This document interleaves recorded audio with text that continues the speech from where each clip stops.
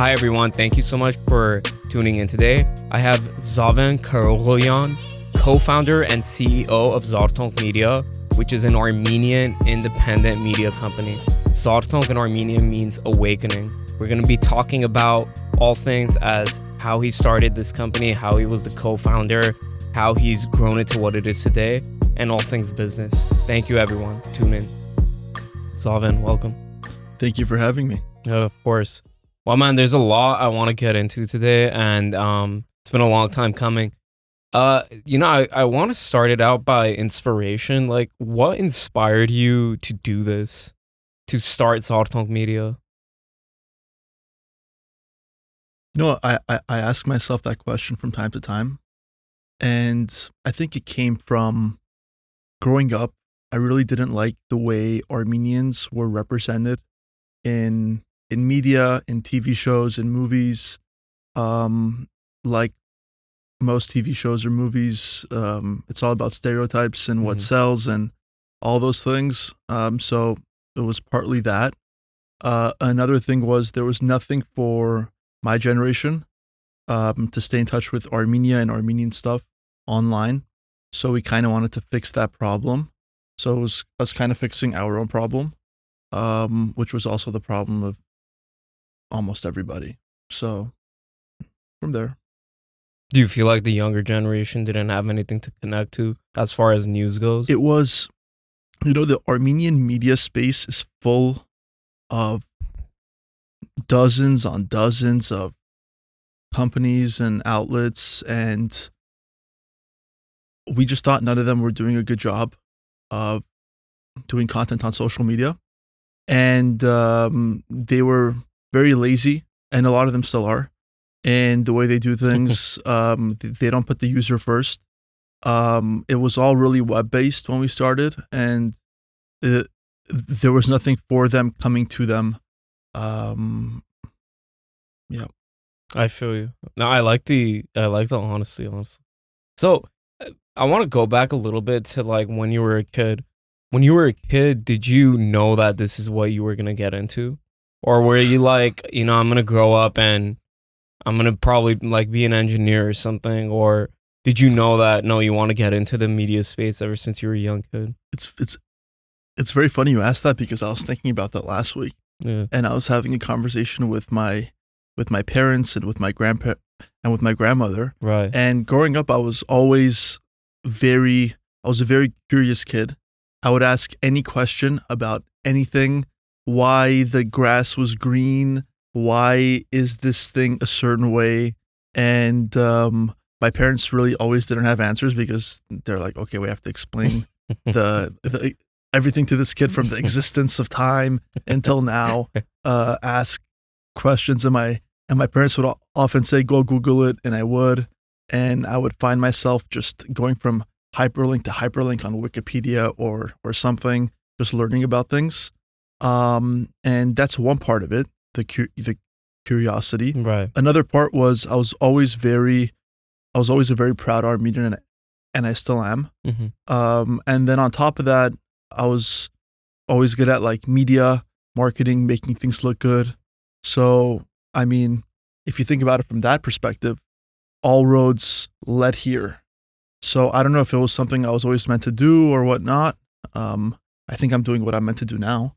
But it was, I had the right set of 4 or 5 things that allowed me to do this. The marketing that you mentioned, you knew, so that's something you felt like you were naturally good at. What age was that realized? Were you like building things as a teenager? Were you working for somebody, or when did that come to be?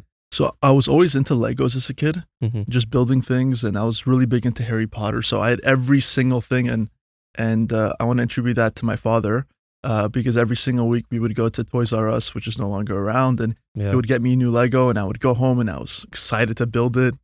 And that's, like you learn things there about life and about business. Like, you have to follow the instruction manual. You can think you know how to do it, or this fits here, or this goes there, but there was that. Yeah. I see.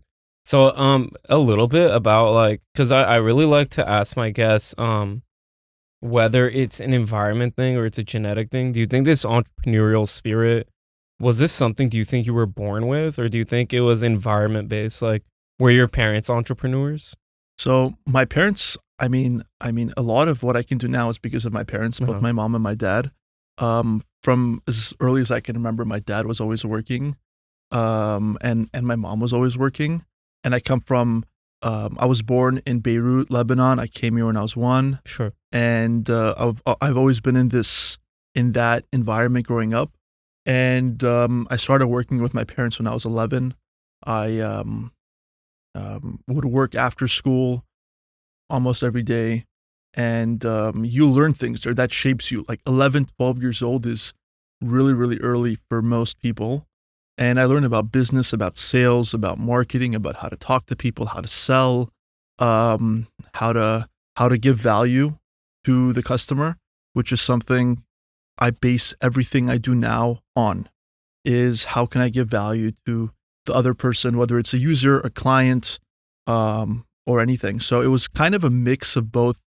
I mean, nature wise and how I was born, I've always been very curious and outgoing and would figure things out. Sure. And then that stacked with how I grew up was the perfect remedy, I guess, for me to be here. Yeah. So what I'm wondering is, let's say, because you were mentioning it's like 11, this is very young age. After school, you were off to work with your father. Let's say that didn't, let's say you weren't working, you would just, go home like a normal kid, or like play your sport, whatever it was. Do you think if you didn't have that experience, would that build that business brain that you have now, or do you think it would have affected anything?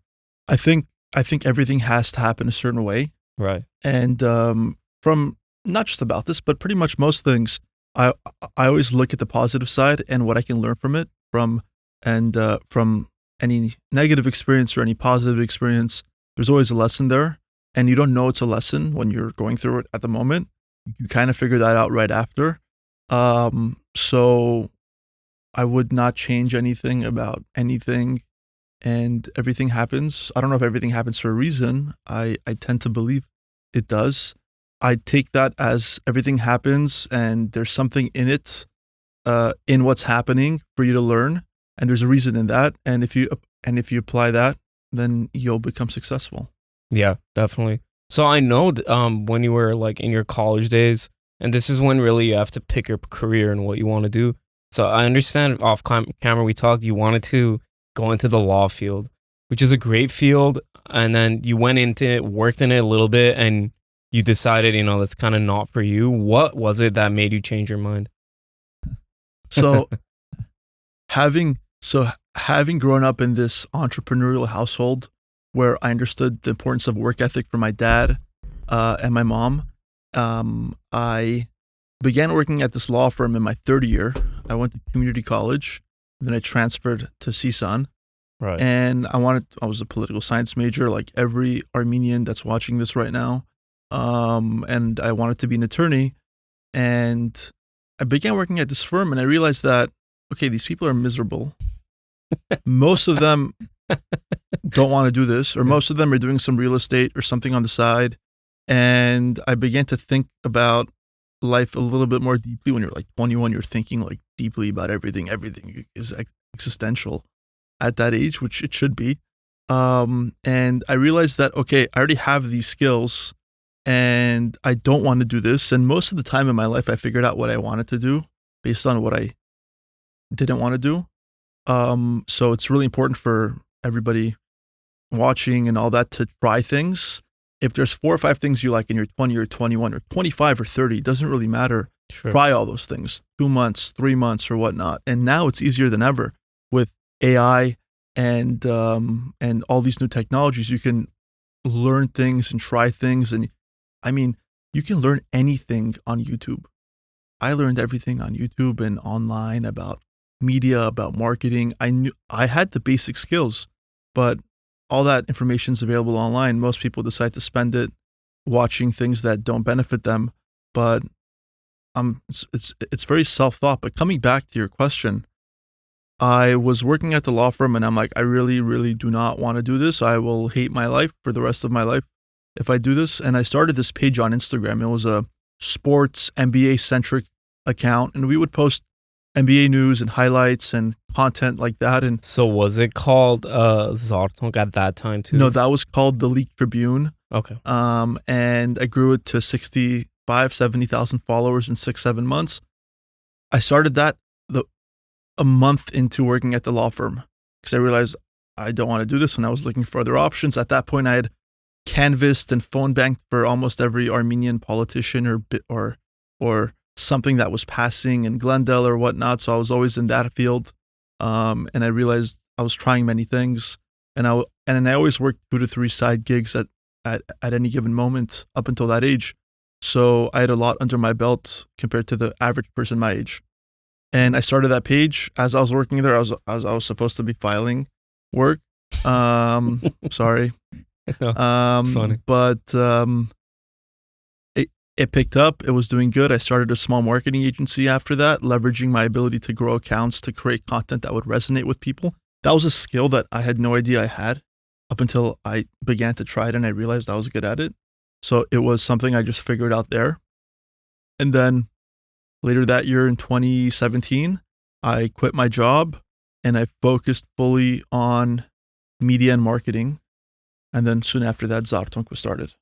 Okay. So from you quitting your job to having Zartonk started, what was it that gave you the courage or the confidence to start? Is it because the basketball page you had, or the sports page you had, you really knew how to grow it, and then you kind of went on from there? Did you find that confidence because of that experience? Or did you just kind of start Zartonk scared like a lot of entrepreneurs are? I don't think I was scared at any given moment.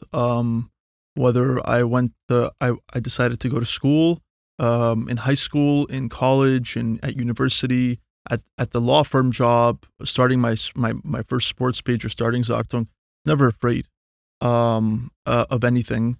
I was just afraid that if I didn't do the things that I wanted to do, and if I didn't listen to the voice in my head that was telling me to try things or to put myself out there, that I would then regret that.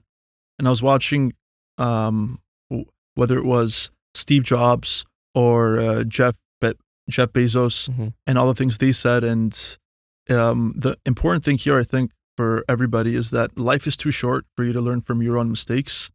If you adopt that mindset, you're going to be 80 years old and you're going to realize, okay, I really messed up. You have to learn from everybody else around you, your mother, your father, your cousins, your friends, whether it's about work, whether it's about life, whether it's about marriage, whether it's about anything. Mm-hmm. And we have this amazing resource called the internet, which most of the time when I talk to people, the way they talk back or the way they respond is like, the internet doesn't exist. I'm like, you can literally go look this thing up. I'm like, how do you not know this or whatnot? But whatever. But This is so funny. yeah, most of the time I talk to people, it's like the internet's not a thing, and we live in 1970 or 1960. And So do you feel like they're talking to you? Do you feel like by the answers they're giving, they should already know it because they should have already researched it? that's not really fair to say because I can't expect everybody to think or know us, Right. you know. Yeah. But your original question was, I kind of went to the side. What was your original question on this point? Oh no, it was, and you answered it too. It was just, was the The law sports firm. page you Yeah. started at the beginning, is that what gave you the courage to start Yeah. Zartonk? Is my So question. it was because it was August or September 2018. Mhm. I was hanging out with my really good friend Vaughn at the Starbucks on Chatsworth in Zelza. It's a place where I get a lot of my good ideas. Maybe it's just me, but maybe you can go try it out yourself. And I'm gonna go there tomorrow. go for it. And they were just sitting down, and I had my sports page. She was still at UCLA, and he's like, "Why don't we do this for Armenians?" I'm like, bro, I have the same idea. And then I open my files on my laptop, and then he says, no matter what happens, the name has to be Zartonk.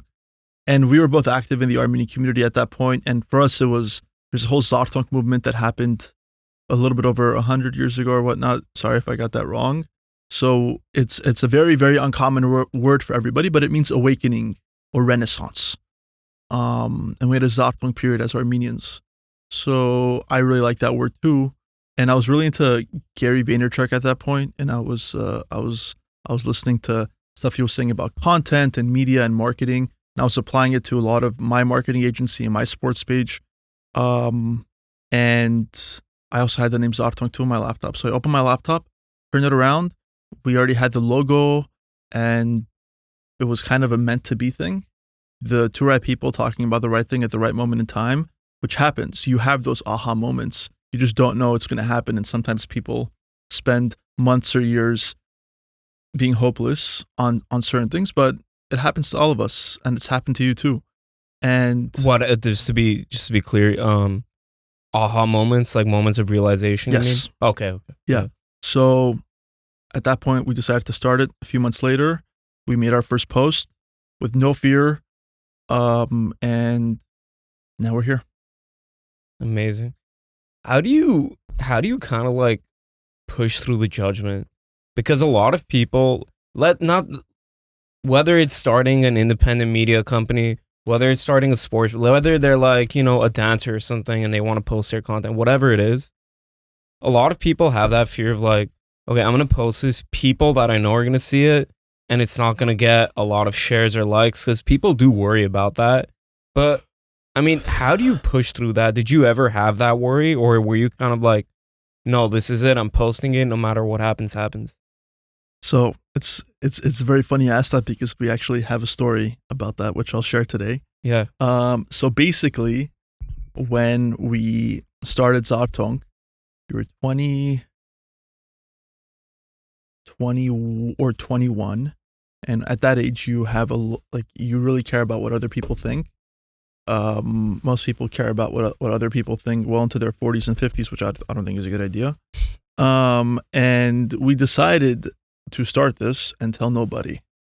So for 6 months, from when we launched officially in January 2019 up until August 2019, we grew the page to 5,000 followers, and everyone who would follow us, I would personally DM them with hi and their name from their profile, and I would say thank you for following Zartonk Media.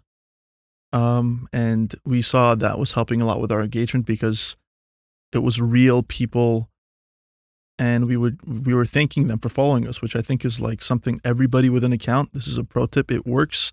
It's guerrilla marketing. It's a guerrilla tactic, but it works 100% of the time. Just talk to your audience. They're on your account. It's a business account, or it's or it has a certain theme. They're there for a reason. They're following it for a reason. They're liking your content for a reason. Say something back. So going back to the story. So we told nobody about Zartonk for the first 6 months because we were afraid. So going back earlier, you said about fear. I don't know if it was fear or I think it was, we wanted to eliminate headaches. So it was a proactive approach. I don't know if it was fear per se.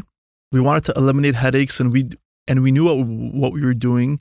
We know where we were going, and we didn't really want people who didn't see that vision, because it's your vision. You're supposed to see it. Everyone is not supposed to see it in the beginning. At some point, they're supposed to see it, and you're supposed to, create something bigger. 100%. Yeah. So it was a few times we were hanging out with our really close friends, really, really close friends that I've known since I was 3-4 years old.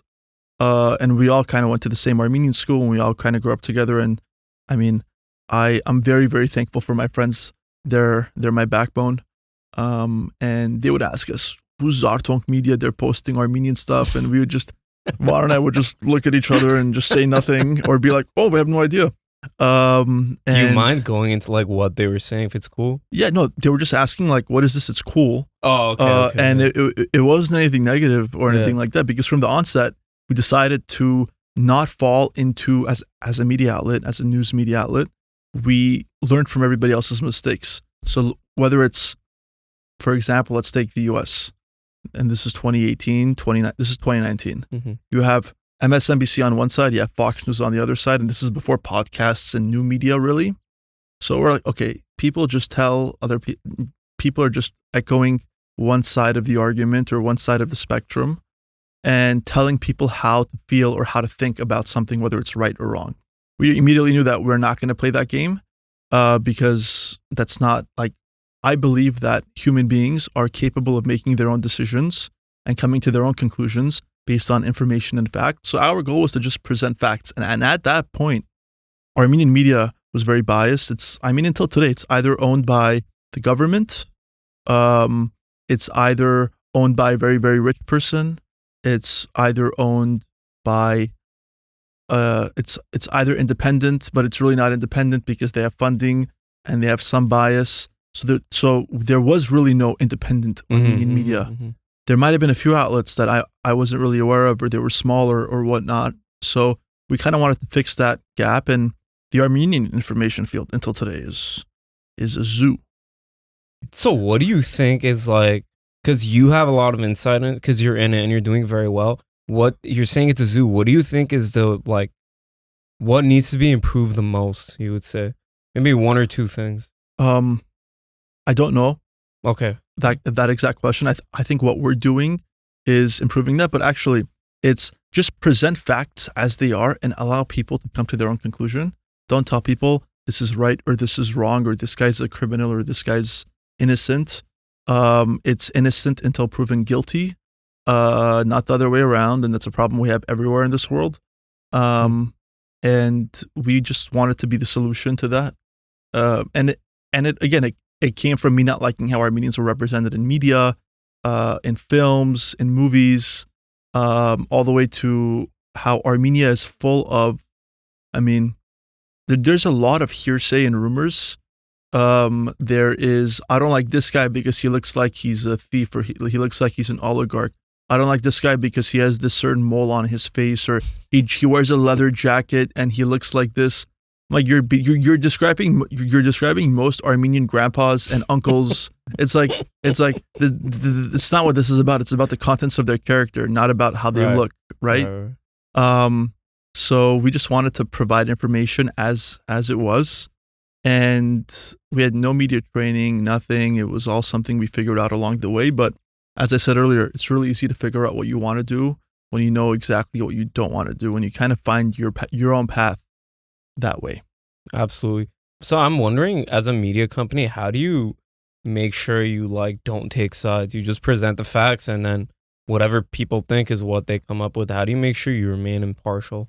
By just, if somebody says something, you publish what they say. You don't switch the quote around. You don't alter it. You don't add your own bias. It also comes to both myself and my co-founder. It's just how we are as people, I think. We were never people that, politically here in the US or in Armenia, I personally don't like any politician on either side, no matter who they are, whether, etc. I don't want to get too much into it. So yeah, it's all two sides of the same coin, and everybody has an argument, everybody has a point, and we just wanted to present the reality, if that makes sense. Yeah, absolutely. So one question I have, because it is very hard to run any type of business, because you're relying on yourself and your team. It's not like you're clocking in and out. What are maybe some really hard moments you have, and then how did you fight through it? Well, that's a question. Really hard moments. I think looking back, everything seems hard when you're in it, but at this point, I think everything is figure outable. I feel like most people know what they wanted on what they should do. There's just some other reason why they're not doing it. But regarding a business, it's really simple. Like, for example, if you want, and I should take my own advice on what I'm about to say. Okay. If you want to get into shape, you want to lose weight, you know what to do. You eat less calories every single day than you're supposed to.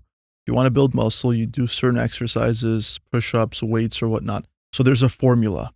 Business is a formula. Business is a formula made of sales, about the business plan, about marketing, about your product, and all those stuff. So we kind of just learned about that, and I had a background in that from a young age. And my co-founder and I really, our skills really complemented each other, and they still do. Which is very important. Picking a co-founder is like picking, like a partner in life or whatnot in business. Yeah. It's extremely important to understand what you're both good at and what you're not, and how that complements each other. Yeah. So someone it's for I would say you're really like a marketing connoisseur is what I'd call you. What would you tell someone like what's maybe one thing they really shouldn't be doing, marketers? What's one thing you see marketers doing that you're like, no, they need to stop with this? I think marketing, like anything, like sales, like any job or career you pick, is about authenticity. Just be authentic. Just be yourself. I'm myself right now. You can ask any of my friends on how I am. This is how I talk. This is how I think. Just don't be something you're not to please somebody that you shouldn't be pleasing. And it's not just an Armenian thing. It's everybody. People like it's going to be a longer answer, but it's like people do things for the wrong reasons. People want attention. People want validation. People want to get likes on things because of one thing, because of one wrong reason or the other. Be yourself. If your product does these things, also read a book or watch a video on how to market. That's a more important thing. People often think they know everything or they know what they're doing. You have to understand that you know nothing. I really know nothing. I know 4 or 5 things. I don't know anything about aerospace or medicine or engineering or finance. But as a business owner, you're supposed to surround yourself with the people outside of like your co-founder. Like we have an accountant, we have a CPA, we have a lawyer. So you're supposed to set yourself up for success. It's like a chess game. You're supposed to have all the pieces to succeed. So marketers should just be authentic. Stop doing things for the wrong reason. You already have that voice in your head, and you know why you're doing something. And if it's for the wrong reason, then just don't do it and be yourself. Yeah. So you talk a lot about voice in the head, and what I like to think of it is like intuition. Are you a big intuition person? What do you or mean? like a follow your gut What do you person? mean by intuition and gut? Yeah, I'll tell you. So intuition, gut's interchangeable to me. It's like when you're setting out to do something, I can't explain how because it's kind of not explainable. At least I can't explain it.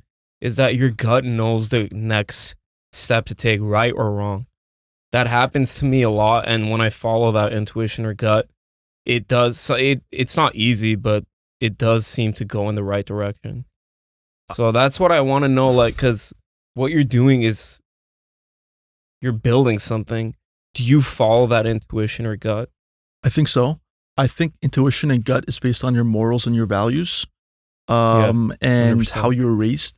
So it's a lot more. This is like one of the deepest questions that remains unanswered by humans, and it's something I think all of us ask ourselves every single day. And words like intuition and gut is a big oversimplification of those things, but you have to know what you're doing, why you're doing it, who you're doing it for, and if you're aligned on those things, if you have the right education, if you have the right building blocks, like you're building a Lego or whatnot, it kind of all falls into place, and it all becomes like subconscious, like that you're not really. I don't really ask myself, is this the right thing to do or is this the wrong thing to do? I do a few times a week when there's a bigger decision that's higher stakes, but and I take counsel from my attorneys and my team, but it's not.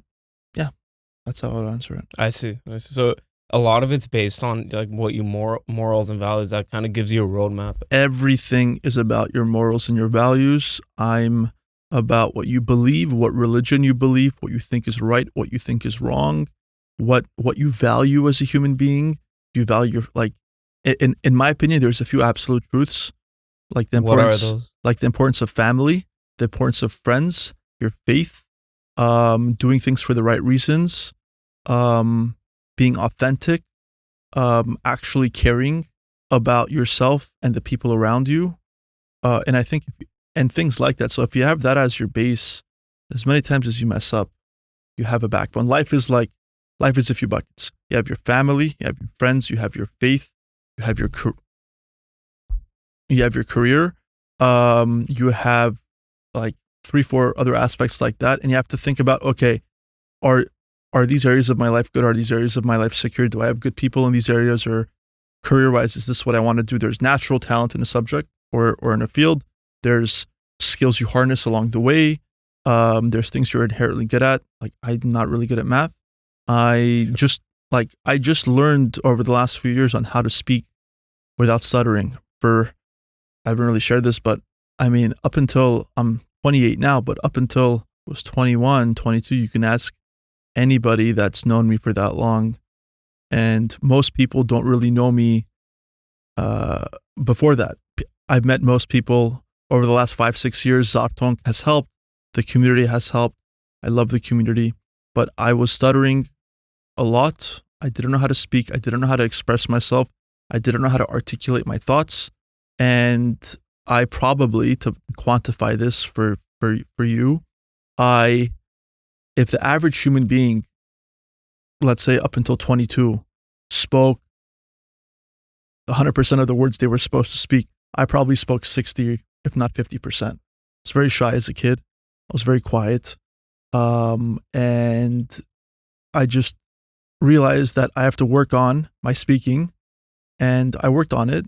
And I spoke to a speech therapist at that age, and I worked on it, and now I don't have that problem anymore. So No, good for you, man, for working on it. You're doing great. thank you. Do you think that does that shy kid grow up with you into your adulthood? Or does that shy kid kind of go away? I mean, it kind of went away. I've spoken now in front of, I've done a few podcasts. I've spoken on panels in front of 50 people. I've spoken in front of 400 or 500 people. It's kind of gone away, but inherently it never leaves you. It's a part of who you are, but you just have to learn to manage that. I'm still a very private person. I'm not really a fan of like social media, even though my entire business is based on social media. I'm not a fan of social media because I think most people post for the wrong reasons, for attention or for likes, instead of creating value. I mean, most of everything in my life is extremely private, and no one, like, people only know you from what you share, and people think that's who you are. But I mean, so how do you create, because you're talking about social media and kind of people getting into it for the wrong reasons. So I'm wondering, how do you create value through social media? So the way you create value through social media is the way you create value in business or anything else. You create something that other people find valuable. So you look at markets, you look what, like, if for example, there's a certain industry, there's like 20 players in that industry. 4 of them have the majority of the market share. You look at what everybody is doing, and you look at what the best of them are doing. Luckily for us, the Armenian media industry was not that impressive. And we just looked at best practices that were being done in our industry by non-Armenian media, and we applied that to this industry in this country or in this global Armenian nation. It's really simple. People overcomplicate all this stuff. They just look at what's working and what the like overcomplicate what? Like overcomplicate they overcomplicate the answer, and they think too deeply about how to make something work, or it's like or how to create value. It's just look at what's working and just read books. I also need to read more books, but just read books and understand what's working. Everything is about systems and like people, product, system, or being organized. You can do all those things. It's about discipline. It's about hard work. I don't know. I don't really know how to explain it, but you figure it out.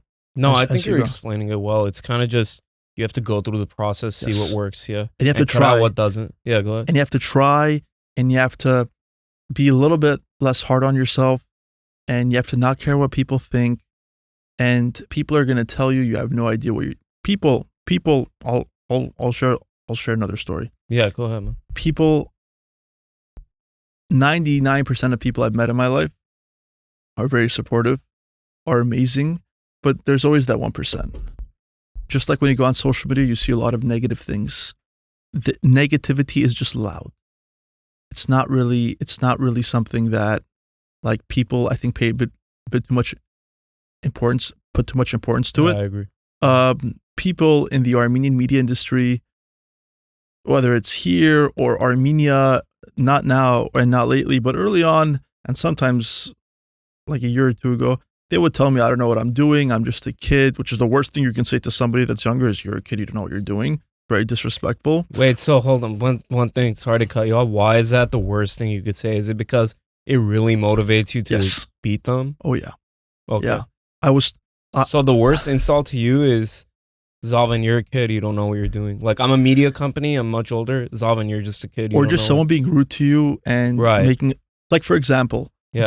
there is an Armenian outlet. I'm not going to reveal any more information. Yeah. And the editor in chief of that outlet, Yeah. I was in Armenia. And you know how Armenia is. You literally walk and you see like celebrities and you see everybody. You see politicians. You see singers and soccer players. Armenia is a very small country, Right. and the Armenian world is a very small world. Everybody knows everybody, and reputation is very important.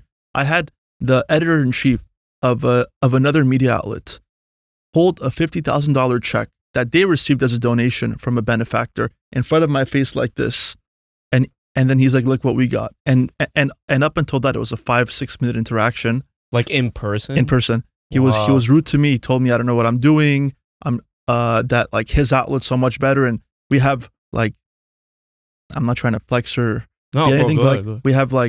we have 250,000 followers across our platforms. Our accounts reach over 15 million people a month. Yeah. No. Like, I you know, like I didn't. He's not exaggerating. Sorry, he's not exaggerating any of that. I've seen it. He gets a lot of. This is all accurate. So yeah. So like, I also like it's also important when you find yourself in situations like that on how to react. I didn't react. I just looked at him. I said, "Good for you," and then I walked out of the meeting. I was in Armenia. My co-founder Vaughn was here in LA. I immediately sent him a voice message. I'm like, "Bro, you have no idea what this person said." He's like, "There's no way he said that." Like he said that. And Waving a check. That's waving so a check of rude, $50,000 in front of my face, and up until that point, he was very rude to me. And then it was a few months later, I saw him again while I was walking. I just said hello and bye, and like, you just have to control your emotions and understand the importance of what you say whenever someone does something bad to you, on how to react to that. But that's one story. So what's the best way to react to a situation like that? To not give your first, second, third, or fourth reaction. Like those thoughts that you're having on how you want to react, you don't do it. And I kept a straight face the entire time, didn't react, just said good for you. And then the conversation switched up, and then I left that encounter. I don't know. I've always been in tough situations growing up, whether it's losing a grandparent Mm-hmm. or losing family members or working from a young age. All things now that are normal for me, all things now that I wouldn't change, and everything happens for a reason, I guess. Sure. But I guess like if you do very hard things a lot throughout your life and other hard things come up, you kind of automatically know. Like I didn't have to think about it. I didn't really care to punch him in the face as it was happening. I really didn't care to say something to him or whatever. You have to just let it go, because people spend too much time on the wrong things. Like people spend 10, even 1 minute's too much talking. Like now I just gave the story as an example, but I haven't thought of this in 3 years up until today. People spend too much time gossiping, talking, look what this person wore, look what this person said, look what this person. It's like, are you the perfect human being? Are you exactly where you want to be, that you're spending even 10 minutes on somebody else? Go work on yourself. And that's a part of my philosophy and the way I think. There's no need to give attention to anybody else in any conversation. Who cares? Who cares this guy's driving this car? Who cares he bought his third house? Like, none of that stuff matters. Just if you spend every single minute of your day, active minute, on yourself or doing something that's for yourself, you'll be successful. I love that. I love that. Take me through a day of work, of everything, like, because it's a lot. Like from you wake up and then what happens? What time do you wake up? What do you do? So normally, my schedule's all over the place, but and our team, our 6-person team for Zartonk, is in Armenia. There's an 11-hour time difference there. So I wake up usually around 5:30, 6 a.m., try to do a little workout, I have like dozens of missed messages from just my team, and then many dozens of more messages external that I have to answer and get back to, which I do need to do a better job at. And I'm going to have to hire an assistant at some point because I really can't do this anymore. I'm dying. But just spending my first 3-4 hours of the day on the team, coordinating with them, approving content, and then I switch to business mode and work with sponsors and advertisers. And Zartonk is 100% independent, as in no one gives us funding to tell us what to do or anything like that. We've had in a former election in Armenia, we had all the political parties that were running in that election approach us, and they wanted to advertise. They offered us money, and we said no to all of them, and these were big sums of money. And I was just surprised. I'm like, how are you guys? I'm like, go spend this money on the country. Are you guys seriously giving this to me right now, or you want to give this to me right now? What made you deny? Is it you want to stay independent no matter what, or is it like a value thing? It was a value thing. It was the wrong thing to do. People have offered to buy our outlet after the 2020 war in Armenia, and our account grew a lot during those few months. Oh yeah, people came and offered us large sums of money, very large sums of money that anybody that was our age would have died to have, and we said no, because we knew that they were going to ruin the outlet. We knew that, like, we have our vision and we know where we're going over the next 5-10 years and beyond, and what our mission is and what our values are. And I'm not doing this to sell the company. And there's a lot of people that do message me asking me to buy our account or buy our accounts, buy our company. Answer is no. So just everybody can know that. You'll never sell it? I'm not saying never, but like for the next decade or so, I don't know if this is always going to be my main thing. It's my main thing right now. Yeah. I have a few other companies I'll be starting later this year. But it's not a regular company. It's not a regular software company. There's more to it. And it has impact. Right. And when we started Zartonk, we had people that we grew up here in the community with. I had this idea to do this social media Armenian thing. I had this idea, I want to be part of what you're doing. In my mind, I'm like, if you had this idea, you should have done it. Like, ideas don't mean anything. Ideas are like, that's have true. absolutely no meaning. And people, I have this idea, my startup is worth this much. Your startup is worth $0. Your startup is worth nothing, and you're hallucinating and you're acting like you're crazy. It's like, go actually execute and do something about it. Yeah. So we're not for sale. Have you always been like an executor? Because there's two people, thinkers and executors. Have you always been an executor, or were you a thinker and then you turned yourself into an executor? I think successful people, which is what you're basically asking me, is successful people have a certain set of skills that complement each other and that set themselves apart from everybody else in their market or their industry. I'm a really good creative. I think I'm not excellent, but you're very good. I understand that. I understand business. I understand marketing. I understand sales. I've made inroads with AI and prompt engineering and the foundations of artificial intelligence.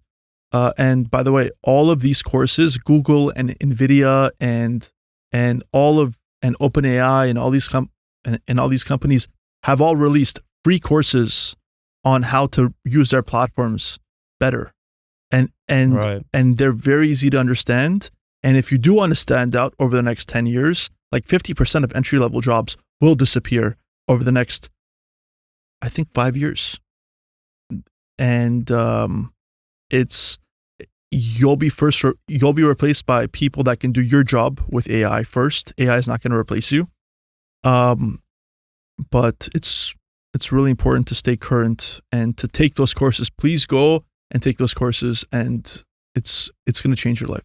Yeah. And just to kind of pivot in a little bit of a different direction, in business, there is pivoting. That does happen.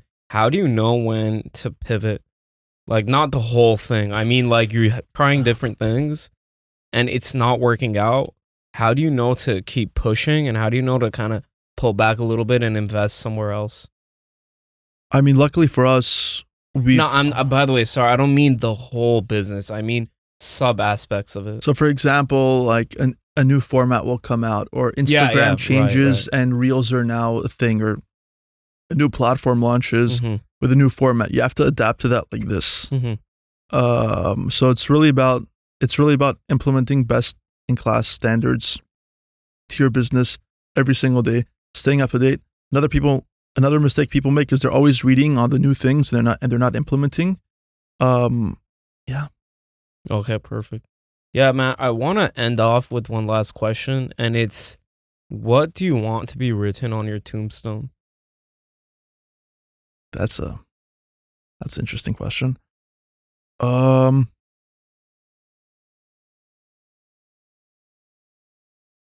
look at my grandfather's tombstone, and it says, beloved grandfather, father, brother, son, husband. I think that's all right. I think that's all right with me. And yeah, that's all right. Yeah. Also, do you believe in work-life balance? And where do you see Zartonk 5 years from now? Do I believe in work-life balance? I think balance and a lot of these things we see online, work-life balance, all of these things, I think they're oversimplifications. If you want to just look at what's worked before. If you look at any I don't think I'm extremely successful. I think I'm somewhat successful. Sure. If you look at any extremely successful person, work-life balance, words like that did not exist. Exist. I agree. That doesn't mean your mental health has to take a dive and you have to be depressed. But you gotta do the things that nobody else is willing to do. You have to message everybody that follows your account. You have to work when no one else is looking.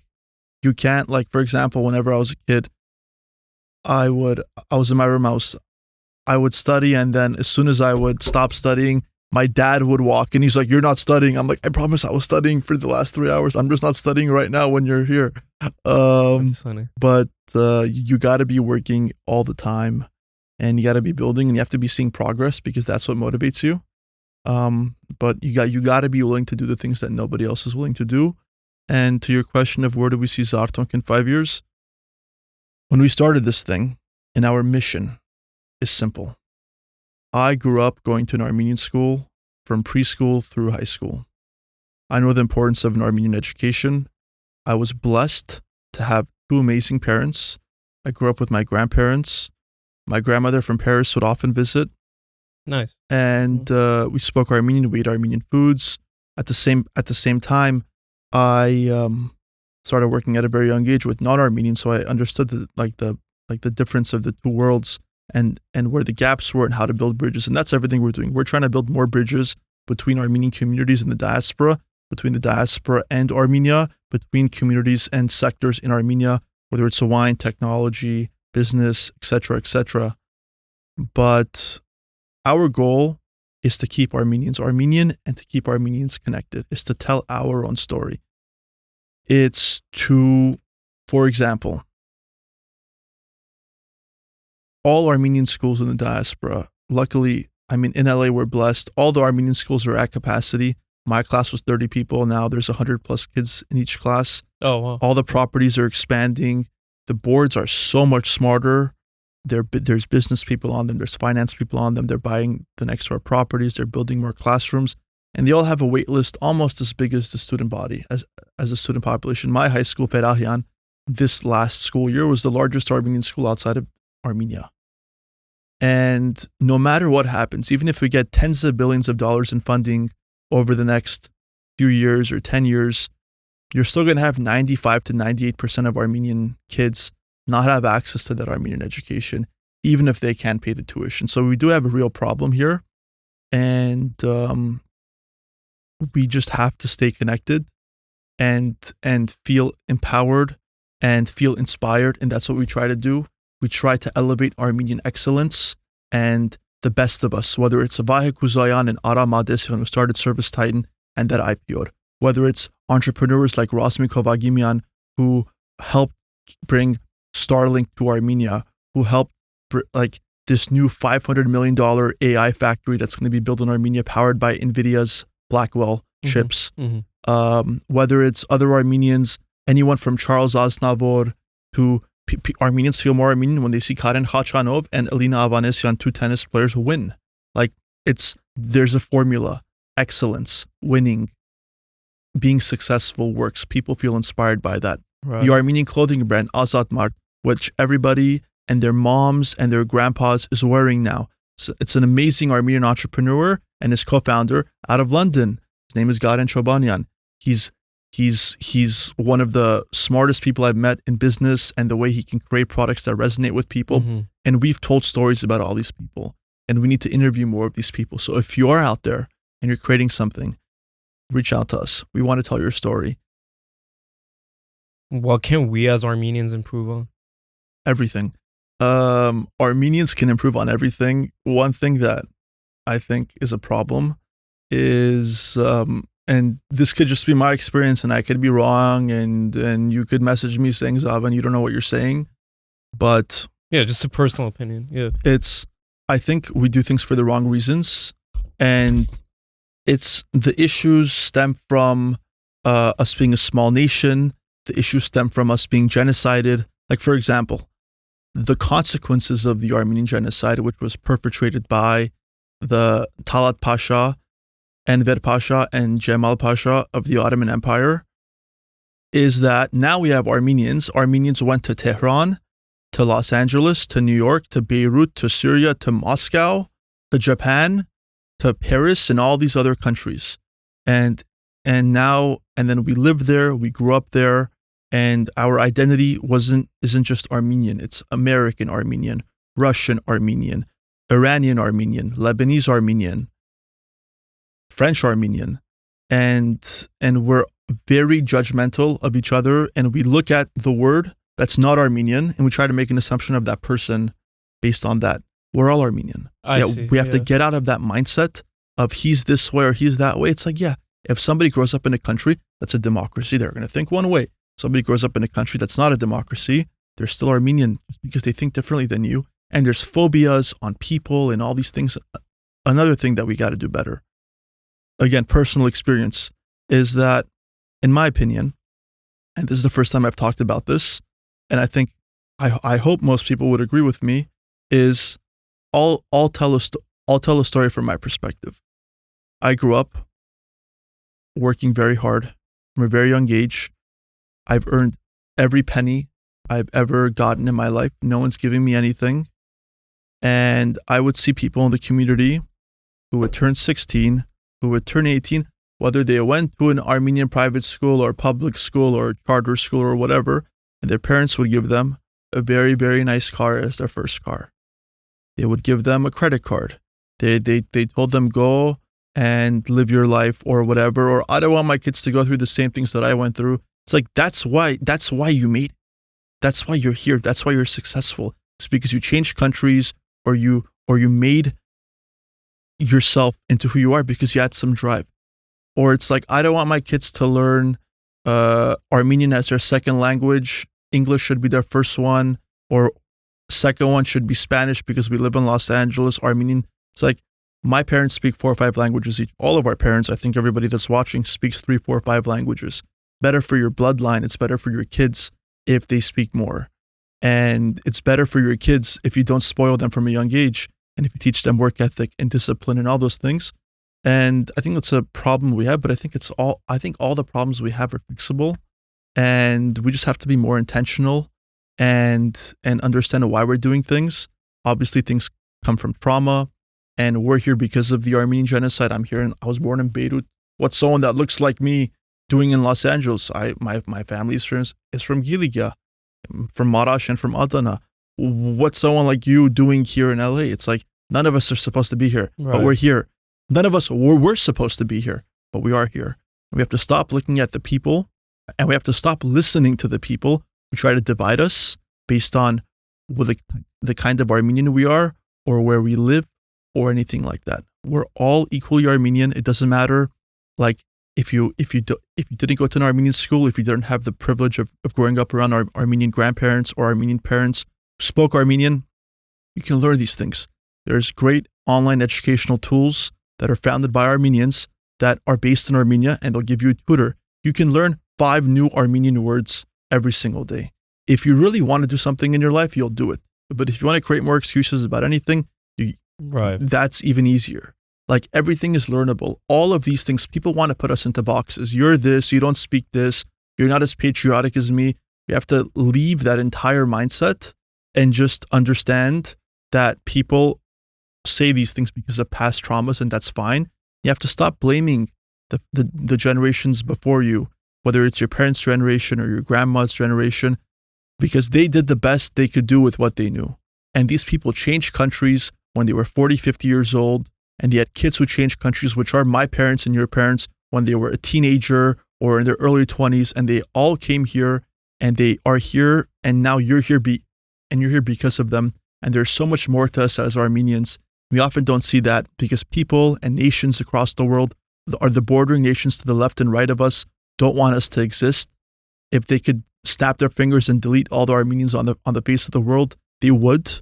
And there's more to us. We're one of the oldest nations in the world. We are in the Bible and everything since then. Mm-hmm. And we have to wake up and awaken and understand that, and stop paying attention to the people that want to separate us, and look at the best of us. Look at what we've done as Armenians. We've invented the color ink on the dollar bill. We've invented the hair dryer, microwave, these amazing startups and these amazing things. Focus on the good stuff. Stop paying attention to the bad stuff, and then we'll be fine. Perfect. If people want to get into contact with you, where can they find you? I promise I will try to reply on time. But my LinkedIn is my name. You can reach out to me on Instagram. If you want to talk about anything, if you want to support us and advertise with us, you can do that. If you have any question about anything about the Armenian world, or want to go into a certain field and want to know what the top Armenians are in that field, I might know them. I can direct you in that direction. My goal is to have every Armenian be successful professionally and in their personal life. And I think that should be everybody's goal. Perfect. Thank you very much, guys, for watching. Like, comment, subscribe. Let me know what your favorite part of this interview was. Thank you, Zaven. I appreciate it. Thank you for having me. Of course. All right. Thanks, guys. Peace.